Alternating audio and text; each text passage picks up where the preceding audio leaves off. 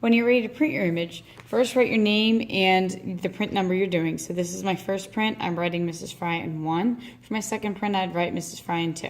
Flip your paper over, and with the inked plate that you just completed, you're going to turn this face down on your paper.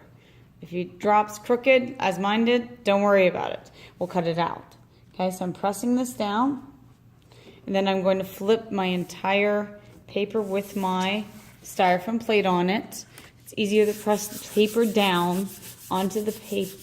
It's easier to press the paper down onto the plate than it is to press the plate down onto the paper. So always remember to flip it.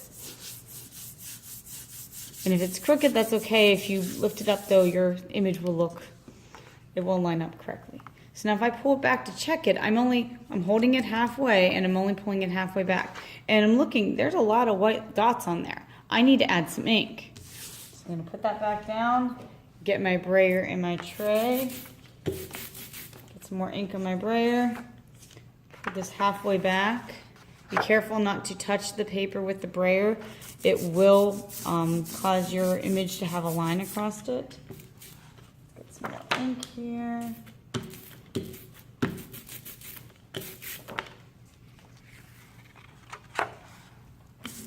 If you need a partner to help you do this, by all means, find a friend that doesn't mind helping you out. Just be very careful not to touch that paper. Lay the paper back down, press your image down, and then I'll hold it again at the halfway point and pull it halfway up.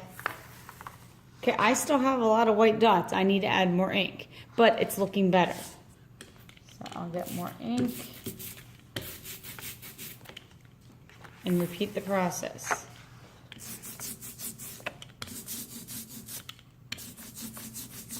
And